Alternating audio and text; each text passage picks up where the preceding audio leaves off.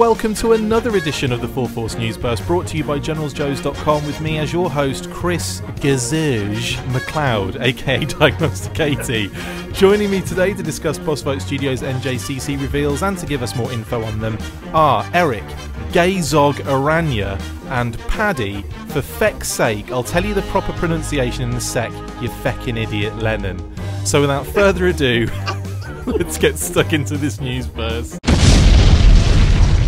This weekend, Postvote Studio attended Njcc and showed off a bunch of cool stuff, including a reveal of their shared exclusive with ROMA Collectibles. I chatted with Aaron from ROMA yesterday about his Red Skull Vitruvian hack, so we thought we would get the guys responsible for that awesome figure to fill in some details, like the pronunciation of his name, yeah? Thanks for jumping on, guys. First off, Paddy, let's get to the name, as Aaron and I butchered the out of it on the last episode, and also take us through the character and where you got the inspiration for him, please. Right, well, I'm calling him Gazoge. Brilliant. But I've no idea if that's correct, because I just found the name of this demon online, and I thought, that looks like a good name. Brilliant. So I actually, Gazoge is what I'm calling him. That's in awesome. my head. But, you know, feel free to do whatever you want with him yourself. Oh, that's good. I'm glad that there's like scope to just do what the hell you want with the name, because that's exactly what Aaron and I did. Well, the thing is, if you say it correctly 3 times, absolutely nothing will happen. If you say it incorrectly 3 times, which Aaron and I did, we're both going to hell. So yeah. It's like the most backwards horror film concept ever. What you need to do is you say it 10 times into the mirror, throw some salt over your left shoulder, and then I appear and tell you the correct pronunciation. That's actually that. Can you put that in the bio for the release, please? Because that's genius. So it was a demon name online. Was there any is there any kind of historical background to that particular demon? Actually, well, not really, to be honest. The character, though, the concept of the character is based on a. If you guys are into your vampire fiction, you might have heard the name Elizabeth Báthory. Okay. Who was a Romanian woman in the 1600s, who was kind of seen as one of the first vampire. The inspiration for a lot of those stories. She was a serial murderess from a highborn family. She was a cousin of the Romanian king at the time. And she reputedly murdered up to 650 women. Blimey. So she could bathe in their blood. Well, we've all done it. Yeah. So she thought it would keep her young. So, Hammer, when they were doing their vampire movies in the 60s, did a movie about her. So she was eventually sentenced to, I think, 36 murders. Wow. To live the rest of her life. She was ended up walled up in a castle room. And died there after 4 years of being walled into a room. So it's kind of based on the concept. The concept for him is that he's like a servant of a blood god called Alor, and he has to sacrifice victims in order to get magical powers. Awesome. So he is essentially a serial murderer, sacrificing people to get their blood so he can use it for magic. So it's a fun story then. Yeah, exactly. It's a very, very fun story. Very happy. Yeah. So the concept in the bio is that eventually he was one of the Knights of Accord originally. Ah, right. And when they all disappeared, the proof of his crimes came to light after he disappeared. Right. So now the people of Accord treat him like he's the boogeyman. You know, they tell their kids, don't go out after dark. He'll get you, and he'll drag you home. He'll drag you away. You go missing, and he'll grab your body and do horrible things to you. So he's like the boogeyman or Slender Man or a banshee to the people who are currently living in Accord. Yeah, and that's why I did the nursery rhyme, because a lot of those brilliant. I love it. So inspired. A lot of like nursery rhymes come from like really dark things. Like a lot of the times, like the plague or something. Yeah, exactly. Like Ring a Rosie is about the plague and things like that. So I thought, using that, it would have been cool to do like a kid's rhyme for the bio card. So that the kids know to stay away from him, So I think yourself and Aaron read out the bio, or read out the poem yesterday, so I don't think I need to do it again. But that's where the concept kind of came from anyway. Brilliant. And because it's not really a regular release, I kind of thought, when it's an exclusive, I thought, well, we want to do something a bit different for it. Yeah. And because it was, because I know Aaron and he's a nice guy, I thought, well, I want to do something really, really different for his one. Yeah. To make it, stand out a bit more. And Erik, there's obviously going to be another exclusive deco of Gazoge, Gazoge, Ga-Zog, Ga-Zog, Will he be a different character? I mean, how does that all work with the shared exclusive? Well, yeah, Aaron's is the red, like with the red skull, the red like it's got like different elements that are red, and then the next version is those red elements are switched to a blue. Right. So the blue version of Guggenheim is will be exclusive to us. Yeah. And bossfightshop.com. It's the same character. Okay, cool. I believe Paddy wrote a thing in there about how his appearance kind of changes depending on who's looking at him. So that's amazing. So it is the same character. If you miss one, you can get the other, and it still fills in your collection. If you want both, though, they're very cool looking and visual. So it's cool to have both. In terms of what you just mentioned there about that he differs in appearance and all that kind of stuff, is that kind of a generic thing across both bios, so you don't have to change anything? The bio will be the same. Okay. I imagine, yeah. That's brilliant. Packaging, everything is the same. It's not changing or anything. The only shift is the colors. Yeah. And the reason for that is an exclusive to a small toy store, who does mainly online and then shows throughout the year. Our minimums are quite high for somebody small like Aaron and like ROMA to absorb. I see. Safely. Like, it's not that he can't sell that many, but he shouldn't have to take on all of the stock. Yeah. In order to make sure our sales don't cannibalize his, we split the run, and halfway through the run, they'll basically just switch from red to blue. In the factory, I see, yeah. And then, okay. Switch the decos from red to blue and finish the run with that. So it actually is going to end up being a much smaller run than almost anything we've produced so far. Wow. Okay, so these could become very, very exclusive. They're probably going to go pretty quick. I think there's only a couple of pieces that we ran lower numbers on from the Kickstarter, and we were only able to do that in the Kickstarter because we ordered so much all at once. Yeah. They didn't care about doing another 500, whatever it was, Tartarus Guards, because they were like, well, they're already ordering 50,000 other figures. It's fine. Yeah, you can do a production run of 500 or something, Yeah, totally. I'm really excited about him. I had originally done the deco mock-up for him a long time ago, but then as new parts came in, and like we got more and more in our library, I kept altering it and changing it, and I kept trying to push it and go, we should do this guy, we should do this guy, we should looked cool. And then I showed him to Aaron at one point, and we kicked around some other ideas, and he kept changing and morphing, and what I had originally put together is not really what he ended up as, because at this point now he's got like the dragon, and he's got the Naga heads, but in the end the dragons in the new colors are probably my favorite part about it. They're so cool. Yeah, they look great. And the one obviously the guys showed off at NJCC, I've seen the blue in the flesh, but I haven't seen the red one yet. Are they both at NJCC at the moment? Yeah, they are, and one's at our booth and one's at Aaron's booth, I believe. The red one comes with a silver dragon, and the blue one comes with a metallic blue dragon, which Trino is really a big fan about dragons being metallic in color. Yeah, it kind of makes for a nice change from the previous green one that we have. Is that an homage to Michael Bay's Age of Extinction Transformers movie? Nothing I ever do is an homage. I know. I knew that would be like the worst thing to connect. Although apparently this weekend you're also showing off an homage to Skeletor and an homage to King Hiss, whoever the that is. Everyone thinks everything is an homage, and I'm like, he has a skeleton for a head and a hood. That doesn't mean he's Skeletor. You guys have done skeletons now since the dawn of Boss Fight Studio. This is not like, you've got skeleton heads to use, guys. Yeah.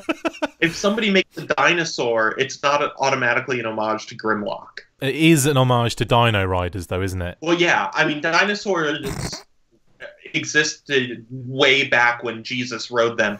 So...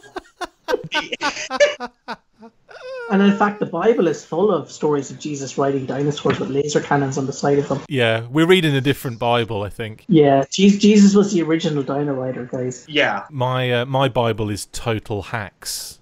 Yeah. We've now offended Oh yeah, a great many people. I'm pretty sure we lost those a long time ago. Oh, good. Good. So, Listen, if the 2 minutes of myself and Brian saying Mickey's in the last full episode wasn't enough to send him away, a little bit of Dino Rider Jesus is not going to change. Exactly. Erik, I know you haven't been at NJCC this past weekend, but have you been in contact with the other guys about how it's all gone? Oh, yeah. It's been very, very good for everybody. People love the new stuff, and, sales are always good. NJCC is such a great show, and it's such a good mix of fandom that comes out for it. So I know it's very focused in the sales area, isn't it, with NJCC? Yeah, it is. Fran puts on an amazing show, and it's always great for us because we get to see all these people that we don't always get to see, like Brian Kaufman and Kevin Watts and Aaron and everybody. Like they come out for it, and I'm really bummed that I couldn't make it this time because I love that show, and I like everything except the drive to New Jersey is brutal, and I'm not even sure why it's so brutal, but it really is. It's just like the worst drive. It's because it's. I would have to say, because I've done that drive with you guys, and it is so bloody boring. As in, the company, the people I'm with, so boring. No, I'm kidding. Yeah, it doesn't matter who you're riding with. We're a huge bore. And it's just a concrete. It's literally you're just going through, like, really. It's not the best scenery in basin, is it? It's just like broken concrete everywhere. That's all you see. No. Especially that bit on the New Jersey Turnpike, which basically is you're driving through an area of nothing but warehouses. Yeah. For like the last 2 hours of that drive.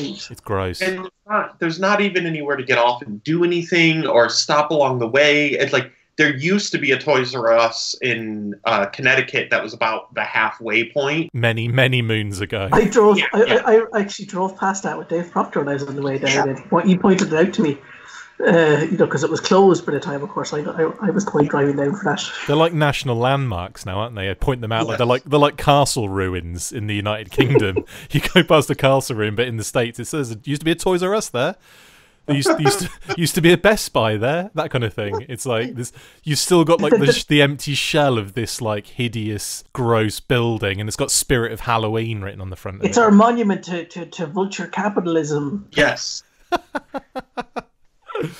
What awesome stuff were you guys able to show off then, Erik? I did see some weapons packs in there, some packaging for the Mighty Steeds. They look great. Yeah, we showed. I mean, a lot of the stuff we showed off at Toy Fair, but some of it was just in artwork form at Toy Fair. And this time we've got samples for the new character kit accessory sets. Awesome. So that's the adventure kit in like Ranger Tan and the Slash Barbarian kit in Wolf Gray, the Magic User kit in Monk's Brown, and the Demon Kit in Hellfire Red. We also have the new Fantasy Blanks, which is the male elf in Spring Green, and the male knight in Royal Ruby Metallic.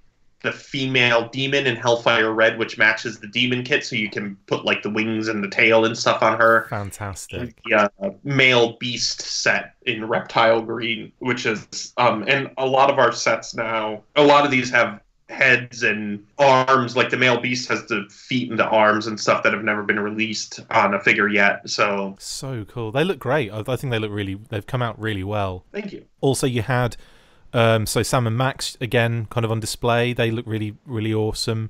Mimi LeFleur and these Storm Toad in the cartoon colours for Bucky O'Hare. They look really good. And the zombie packaging again in the Series E stuff looks really good. I love that irradiated zombie. Looks just brilliant. The packaging on that is amazing. Isn't it great? Love it. That was all by Union General Brian Hickey. Designed that. I don't know why. He's the Union General. That's amazing. Yeah. I also love the packaging for the Mighty Steeds. The little kind of window boxes look really cute. Yeah, they're working out really well. We're still tweaking some stuff on all of that, but yeah, for the most part, that was all Brian Hickey as well. And you did, and obviously we've already mentioned. Obviously, you had the Blue Skull Gazoge McLeod. Oh, hang on, I was looking in the reflection of the window, and Paddy's in the room, and he's telling me what the real pronunciation is. Chris, it's Gazoge. Oh, it's Mickey Mouse, apparently. When on the actual edit of that, I'm gonna put like a magical sound in the background, like a conjuring sound, and then when Paddy's voice comes in, I'll put an effect on it. That's gonna be amazing. That's gonna be brilliant. And I'm gonna cut all of that bit out after. I'm not. That's all staying in. Awesome. Well, guys, thank you for jumping on and chatting about NJCC and the reveals. Eric, is there anything else you want to kind of mention about the show? Outside of the show, of course, we'll probably be at the next NJCC, which we hope to do another customizer class, awesome. Which we did not do this weekend because of how few of us could actually make it. But hopefully in the summer one, we'll do that again, and we hope to see everyone there. Not connected to the show, we're going to have some pretty huge announcements in the next couple of months. Wow. Definitely stay on our Facebook and our Twitter accounts. We are signing a number of licenses, and they are huge, and it's for us at least. And, wow.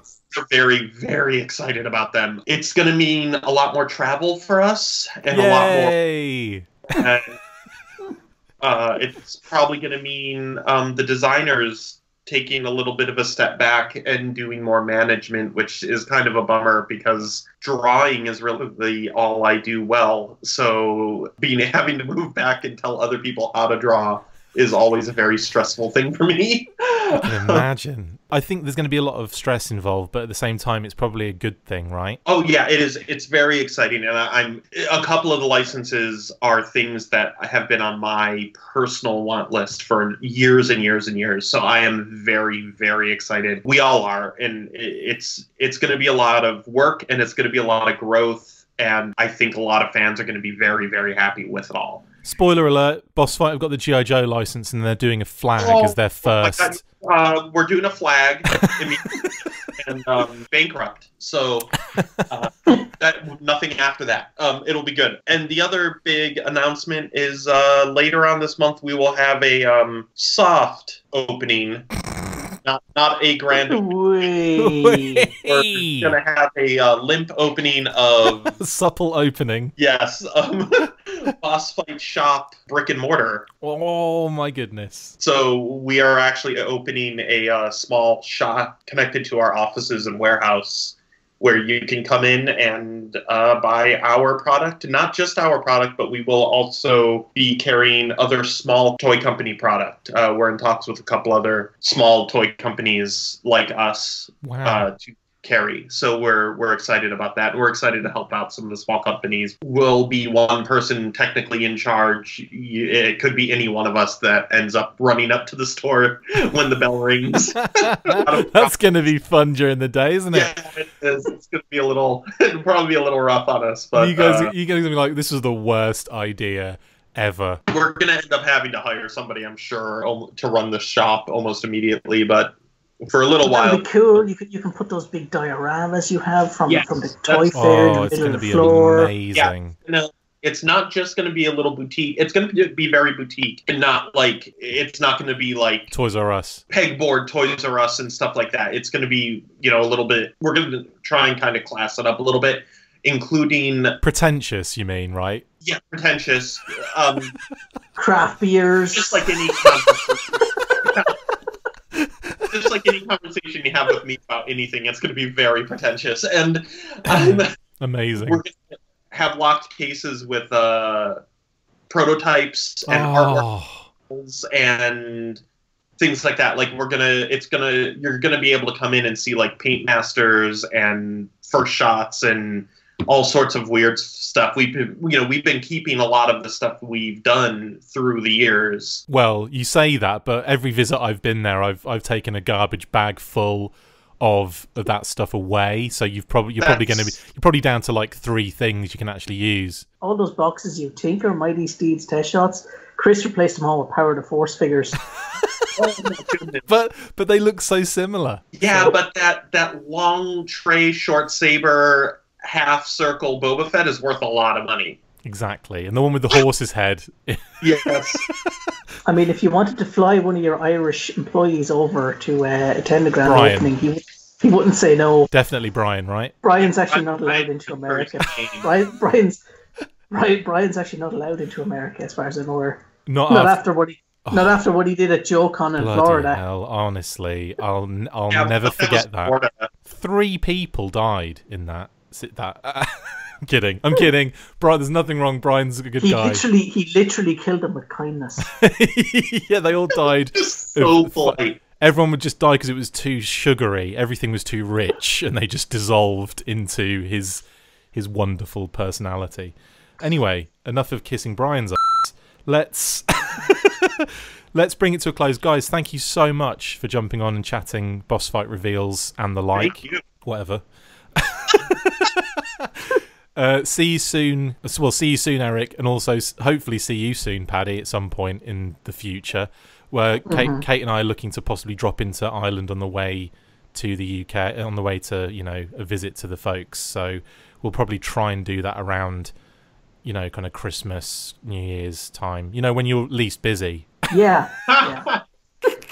When nobody has anything to do. Yeah, no one's doing anything. Anyway. But anyway, yeah. Well, hopefully I'll see. We'll be chatting before then anyway on Comics Burst and what have you. I'm hoping Brian and Paddy can make it out to New Jersey this summer. Is it happening? We're talking about it. Wow. But I'll tell you more off air, Chris. I can't discuss what we're going to talk about on air. Okie dokie. That's it for this instalment of the Full Force News Burst. Thank you to my awesome guests, Erik and Paddy. See you next time, and as always, bugger off. I've got something to discuss with Paddy. Full force. See you later. Bye.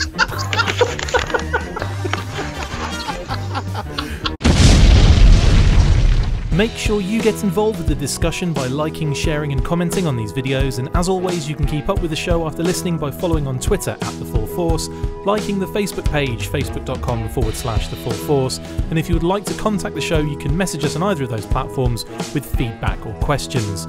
We have also started a Patreon page, so if you want to see your name up in lights on these videos or enjoy exclusive bonus content, then check out patreon.com/TheFullForce podcast or click the link on any of the posts this podcast appears in.